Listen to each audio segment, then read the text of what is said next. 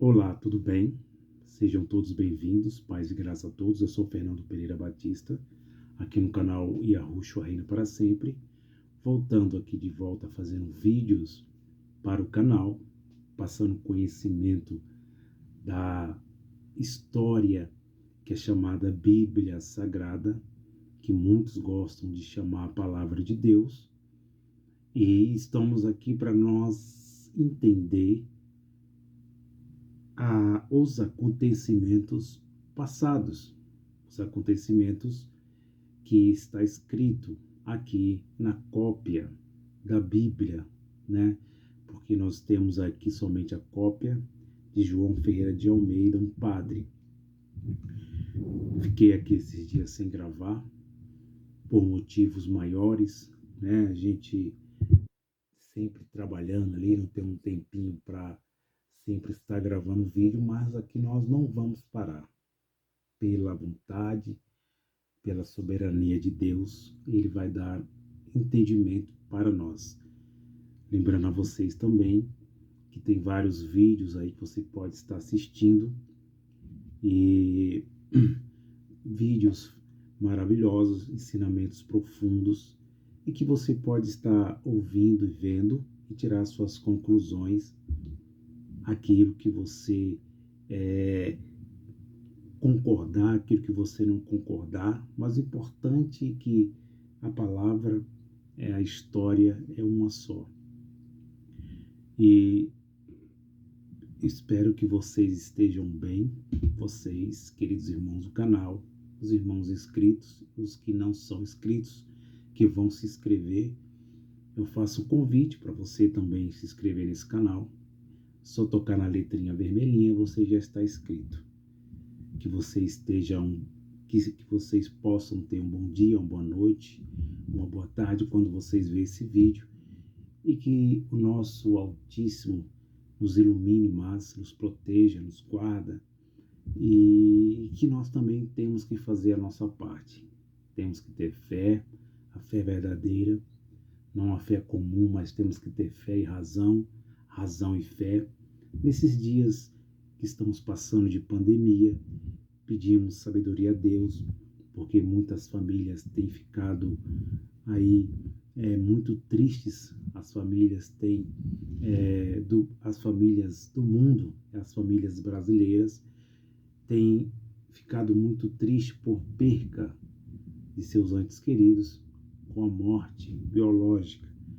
E eu quero aqui prestar as minhas solidariedades a todas as famílias do mundo, do Brasil, de todos os estados brasileiros, aonde a gente já tem passado, eu já tenho perdido 2 parentes, muitas famílias ficaram aí órfãos, e que vocês se cuidem, que vocês tenham um cuidado especial com suas vidas, guarde-se, passa o gel, usa o álcool gel, usa a máscara, se proteja, não só saia no momento que é necessário, que não tem jeito para fazer as compras.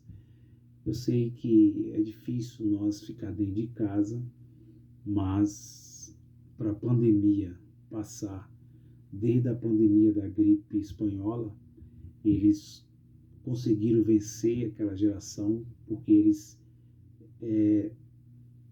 tiraram a sua liberdade, porque em meio a uma pandemia falta informação, precisam de informação, precisam de sabedoria, precisam se isolar, fazer um isolamento físico. Se não tiver um isolamento físico, a pandemia não passa, só passa com o isolamento físico, não contato com pessoas.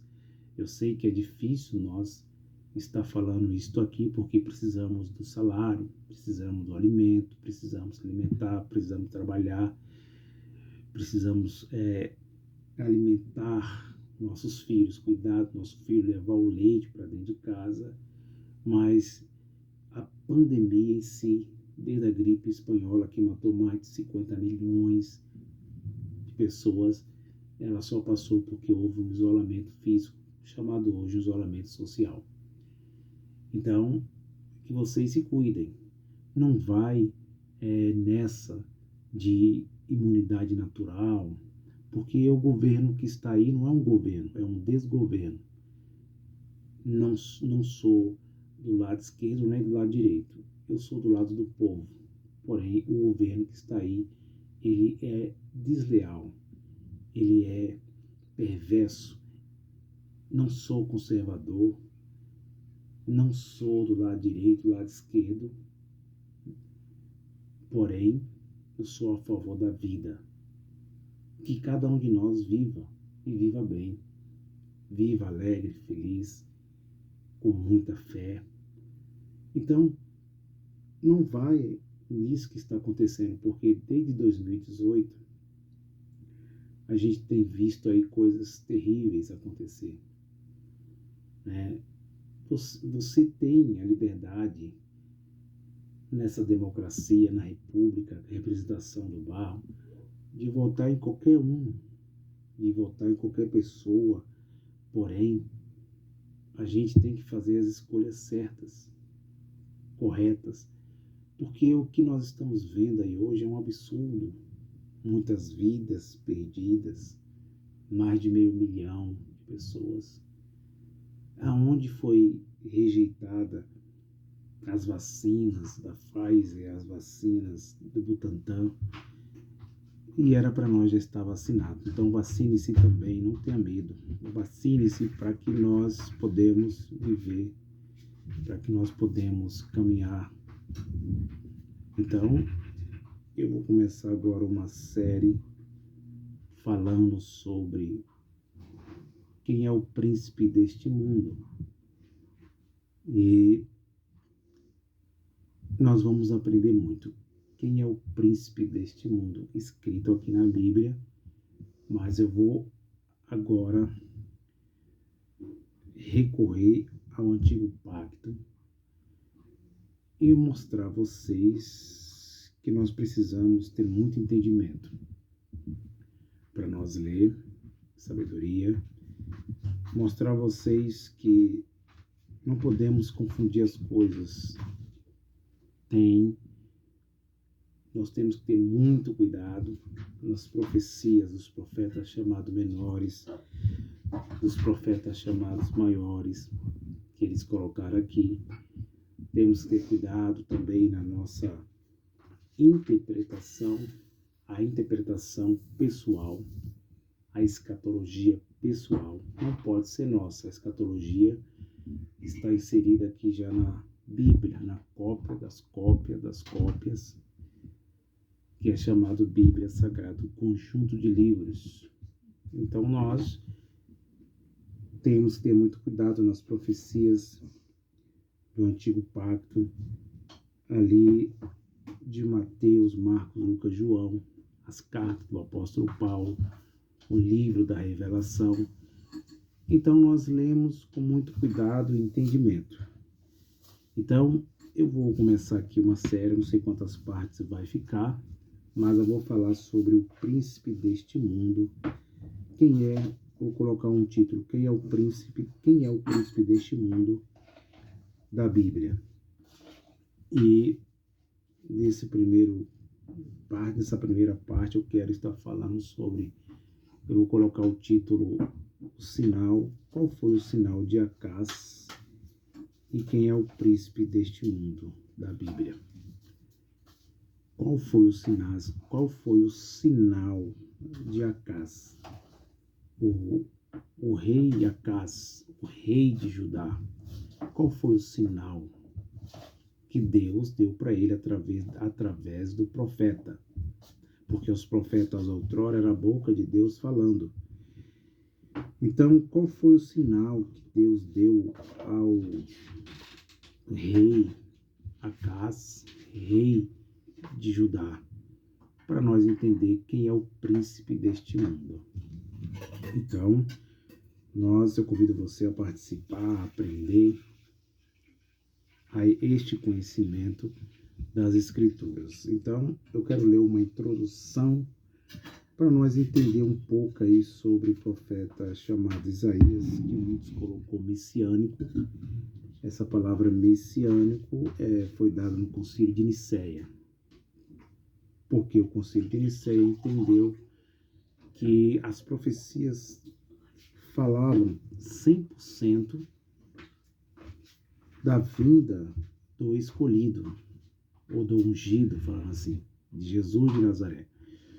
E nós temos que tomar muito cuidado, porque essa palavra messiânico é uma palavra colocada na Septuaginta, aonde eles tiveram uma ideia das profecias do profeta, que ele estava falando sobre o Messias, o Jesus de Nazaré, e que realmente eu não quero aqui forçar a interpretação, mas as profecias do profeta Isaías não foi 100% para a chegada de Jesus de Nazaré. Quero dizer a vocês, pasmem, vocês alto e bom som, pode ter ali 50% de uma escatologia para o nascimento do Salvador dos hebreus, segundo a carne, Jesus de Nazaré, mas não 100%. Alguma profecia se estava mostrando a vinda, sim, mas não 100%, eu coloco aí 50%. Mas as profecias foi para o tempo de então. As profecias foi para aqueles acontecimentos no ano chamado aí 715 A.C. antes de Cristo a 686. Então aí está os acontecimentos, as profecias, os acontecimentos ali literalmente falando que aconteceu ali em Israel, outrora a Jerusalém, que foi destruída no ano 70 depois de Cristo. Então nós entendemos com sabedoria que os acontecimentos das profecias dos profetas foram para aqueles tempos, para aquela cultura. E que 30%, eu falo para vocês, que não chega nem 50% as profecias do profeta Isaías para Jesus de Nazaré. As profecias mostram, eu vou mostrar a vocês, que fala de uma vinda de um Salvador, mas a profecia, ela tem o seu sentido naquele momento dos acontecimentos, nunca no sentido de um futuro, de uma escatologia que viria. Então, eu quero que vocês prestem bastante atenção e venham comigo na Bíblia. Porque aqui nós não somos donos da verdade. A verdade absoluta está com o nosso Criador. Não temos uma doutrina formada, mas nós temos conhecimento. E na introdução do livro do profeta Isaías, eu vou ler aqui para nós entender aqui um pouquinho do profeta Isaías, para que os irmãos não fiquem com dúvida. Diz assim a introdução. Devido à sua ênfase messiânica, vírgula, essa ênfase messiânica foi dada no Concílio de Nicéia, pelos homens, pelos padres religiosos, pelas suas ideias, as mãos religiosas. Trata-se de um dos principais livros do Antigo Testamento. Seu nome está ligado ao seu autor, Isaías, o nome português. O mais ilustre dos profetas, pois era o sangue real por sua narrativa no capítulo 6. É fácil inferir que Isaías também era da linhagem sacerdotal. Preste bem atenção. Aí nós temos aqui a autoria e a data, aquilo que eu estava falando, a cultura, a época, a geração, o antigo pacto, ao antigo pacto. Autoria e data. Isaías, vírgula, cujo nome significa a salvação do Senhor. Isaías foi o maior dos profetas literários. e exerceu seu ministério em Judá. Preste bem atenção, grave bem a palavra Judá. Durante o governo de 4 reis, possivelmente em 740 e 680 A.C, que significa aí antes de Cristo. Durante esse período, cerca de 60 anos, Samaria foi tomada, Israel levado para o cativeiro em 722, 721 a.C. aproximadamente, fecha aspas, e Judá invadida por Senaqueribe lá no ano 701 a.C. Então eu não estou lendo aqui para nós entender essa introdução, para nós entender as profecias que nós vamos estar falando aqui no canal. O assunto do profeta, as profecias do profeta Isaías, vamos ver o assunto que tem esse livro. Com todos os demais profetas, o alcance das predições de Isaías é muito vasto. Fala de coisas diversas, como, por exemplo, fala da queda da Babilônia, o futuro de outros reinos no Oriente Médio, mas principalmente sobre a vida do Messias. Olha só, nós temos um assunto que eles entendem que é um assunto escatológico que está falando da vinda do Messias, de Jesus de Nazaré. De Jesus de Nazaré. Mas vamos com cuidado. Olha só, relacionando tanto o sofrimento quanto as glórias do reino messiânico. Enfatiza a superioridade do Deus de Israel sobre todos os demais deuses. Apresenta mais clara a exposição do Evangelho de Cristo Jesus, que se pode encontrar em qualquer porção do Antigo Testamento. É muito parecido com a epístola do apóstolo Paulo aos Romanos e é frequentemente citado no Novo Testamento. O capítulo 53 fala profeticamente do servo sofredor, como aquele que sofre, quem caíram os nossos pecados, pecado dos hebreus. Olha só, pecados aqui dos hebreus. Isaías 53 está falando dos pecados dos hebreus, não dos nossos pecados. Preste bem atenção. Nós temos aí a ênfase, né, desse conhecimento do livro do profeta Isaías, né, que é uma ênfase apologética, pelo seu caráter fortemente messiânico. E isso nós vamos aprender. O caráter do livro do profeta Isaías não é messiânico. Você quer dizer o que então, Fernando? Que ele não está falando do profeta, não está falando do Salvador, Jesus de Nazaré. É isso, Fernando? Não estou falando isso. Estou falando que não é 100% que ele está falando. E que ele fala alguma coisa escatológica, sim, referindo-se a Jesus de Nazaré. Mas 100% do livro do profeta Isaías foi para aquele momento. Qual momento, Fernando? O momento da escravidão, do exílio babilônico. O profeta Isaías está falando do exílio babilônico dos hebreus, de Efraim, que foi levado, do reino do sul e do reino do norte. É isso que o profeta Isaías está dizendo. E nesse sofrimento, ele vai fazer uma ilusão ao futuro das gerações. E aí eu digo a vocês, e mesmo assim, tem coisas ainda tendenciosas na Copa de João Ferreira de Almeida. Tem coisas do Concílio de Nicéia.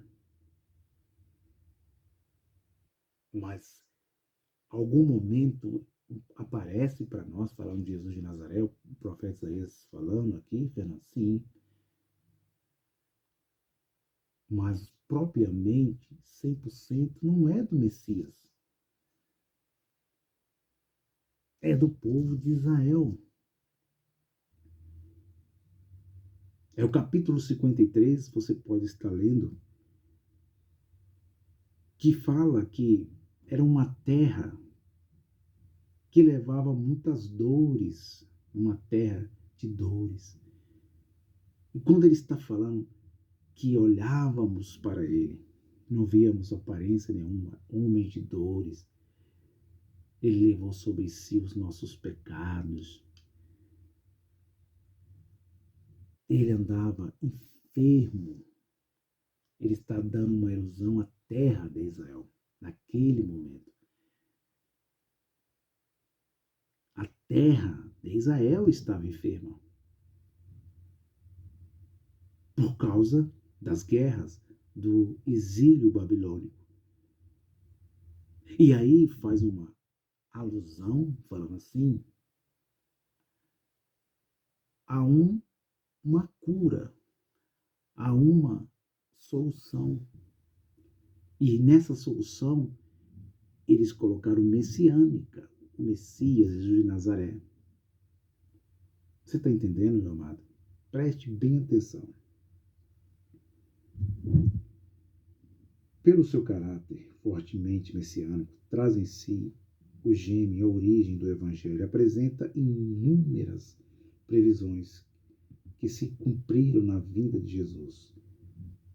Aí, aqui é que entra a teologia moderna, a interpretação própria, entra o forçado da interpretação. Porque quando nós lemos aqui o capítulo 7, versículo 14 de Isaías, capítulo 61, versículo 1 ao 2, capítulo 53, como eu falei, o capítulo 4, versículo 9, nós entende que está falando do Messias. Isso está falando do Messias antes de Cristo, 700 anos, meio milênio, mais de meio milênio. E que comprova a sua messianidade e a inspiração divina das Escrituras. Olha só, podemos encontrar em Isaías a doutrina da inspiração, mostrando que o sacrifício do Messias não foi mera consequência política, como querem alguns, e também não foi simplesmente um ato de amor, antes teve um valor substitutivo, vigário. Isaías 53. É citado o Novo Testamento como base para a salvação. Não é Novo Testamento, é livro histórico. Não é Novo Testamento. 1 Coríntios 15, 3, os irmãos podem estar lendo. Podemos ler em suas páginas a respeito da justificação de Cristo. Capítulo 50, versículo 8 e 9 de Isaías. E da insuficiência das boas obras humanas para a salvação do pecador. Isaías 64, verso 6. Os irmãos podem estar lendo. Isaías é o profeta mais citado pelos escritores do Novo Testamento. Além disso, o profeta teve lidar com os desvios do seu povo, repreender práticas contrárias à palavra de Deus, como, por exemplo, a idolatria, as procissões, as consultas aos mortos, está lá em Isaías 8, 19 e 20, e a astrologia também, Isaías 47, 13 e 15, ainda dentro de um contexto apologético, enfatiza a grandeza de Deus revelada na citação em 40, 21, 28 de Isaías. As predições proféticas como prova da superioridade de Deus sobre os demais supostos deuses. Isaías 44, versículos 6 e 8. Eu li essa introdução para mostrar que a visão apologética, não só a visão apologética, mas a teologia moderna, os teólogos entendem que Isaías 100% está falando de Messias, do Messias que viria e que se cumpriu.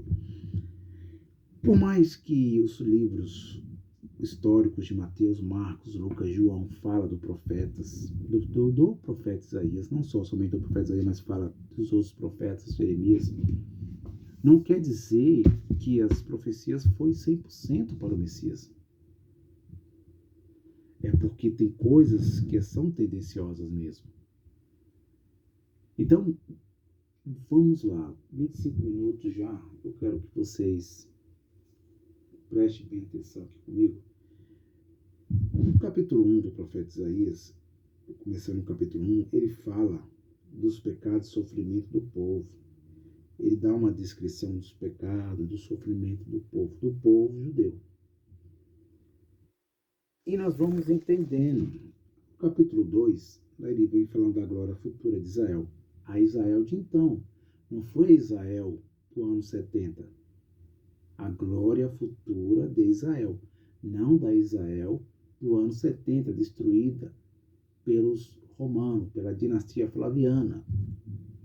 É a Israel de então dele que eles se viam, dos reis, do pai de Acás, de Jeremias, de Daniel, da escravidão babilônica.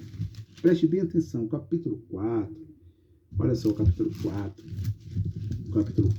capítulo 3, fala dos juízos preparatórios, capítulo 4 fala da purificação de Jerusalém, de então, o capítulo 5 fala da parábola da vinha, da sua aplicação, o capítulo 6 ele falando que Isaías é escolhido e ele é consagrado agora para profeta. E o capítulo 7 é que eu vou ler, que entra essa série para nós entender quem é o príncipe deste mundo. Mas eu vou colocar agora, como eu estou no livro do profeta, depois não vou passar para os livros históricos de Mateus, Marcos, Lucas e João, que eles chamam de evangelho. Eu vou colocar qual foi o sinal de Acás. Qual foi o sinal que Deus deu a Acás e quem é o príncipe deste mundo? Esse vai ser o título. Então vamos lá. Isaías, capítulo 7. Eu quero ler capítulo 7. E eu quero que os irmãos prestem bem atenção. Vamos entender o capítulo 7, o capítulo 8 e o capítulo 9. O capítulo 7, ele é continuidade do capítulo 9. O capítulo 7 é continuidade do capítulo 9. Porque nós temos os pergaminhos, outrora, as cópias, codex, e aí eles colocaram o capítulo lá para frente, mas não tinha capítulo, era um livro, pergaminho, um rolo. Os irmãos entendem? Os irmãos estão entendendo. O capítulo 8 já é uma profecia dada para o rei, não só para o rei, mas para Israel do sul e Israel do norte, Judá e Israel, Samaria e Damasco. E o capítulo 8 vem falando que o rei da Síria, não Síria, agora a Síria, invadiria, chegaria e tomaria Jerusalém. E vê uma profecia mostrando como seria essa invasão. O capítulo 7 e o 9 vem falando de outro assunto, que é o nascimento de um menino, de um príncipe. E nós vamos entender com muita cautela e muito cuidado. Olha só. Temos aí 8 minutos. Eu vou ler aqui, depois vamos continuar. Olha o que diz. Isaías é mandado a Acás. Preste bem atenção.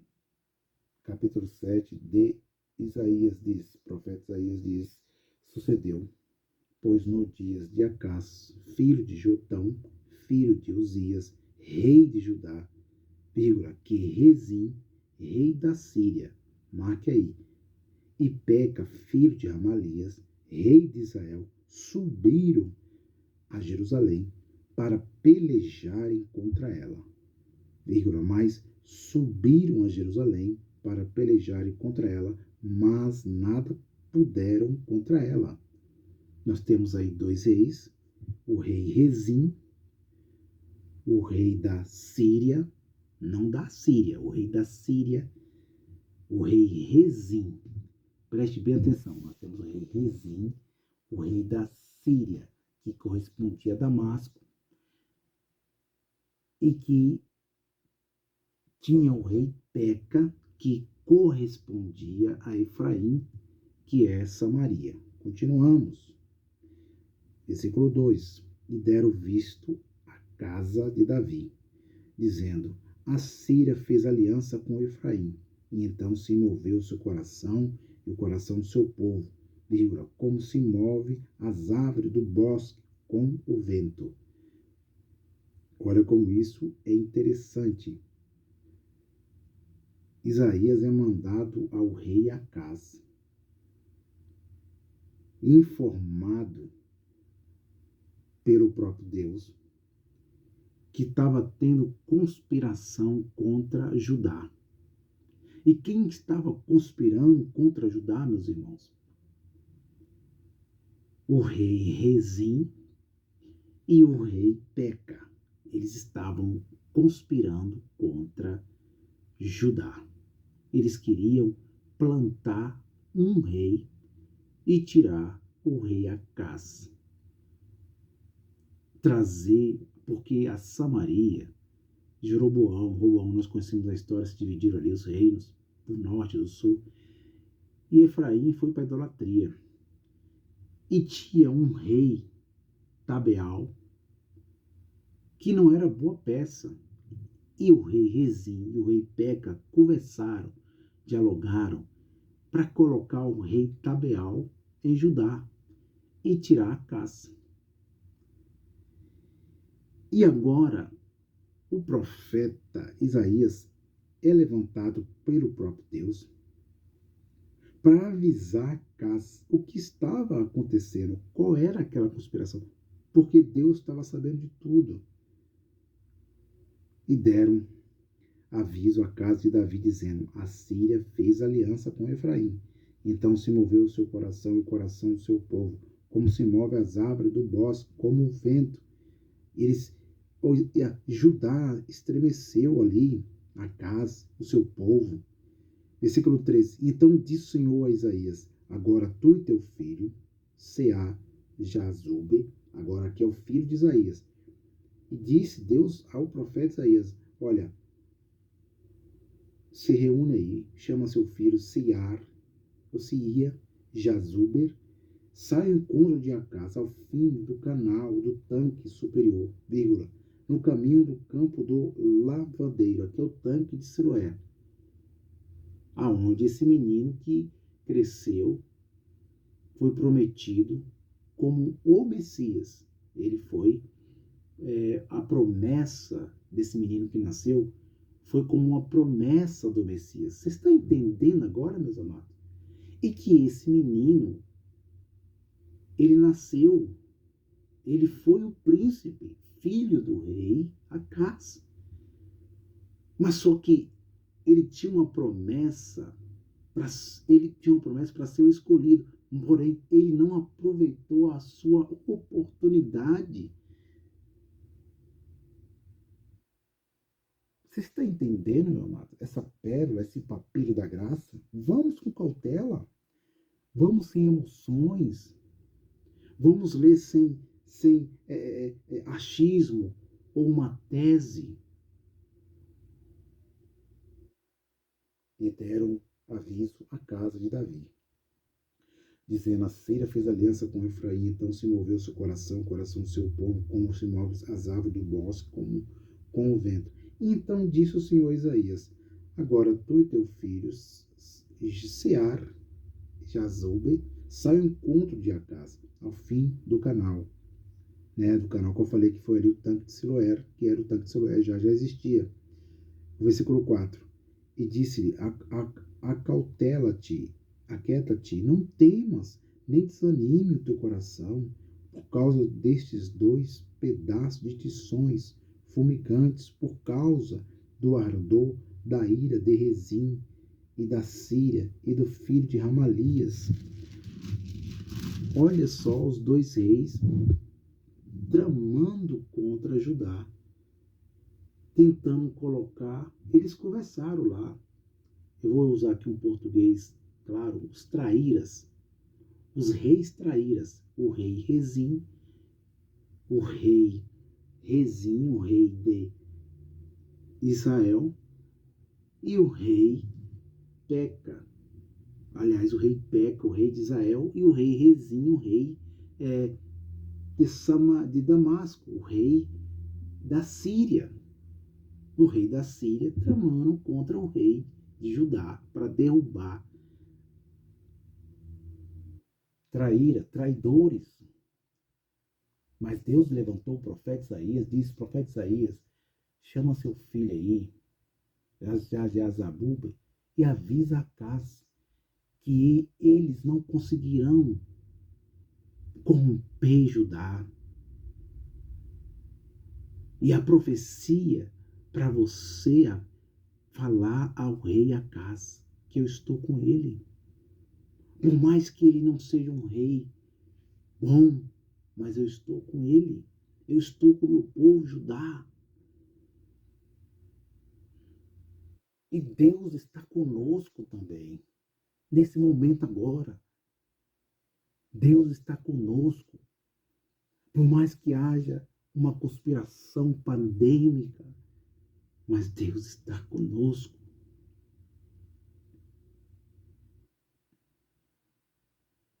Estou indo, daqui a pouco eu volto. Não perca. Você vai saber quem é o príncipe. O menino que nasceu da jovem, da virgem. Falando virgem, um abraço a todos.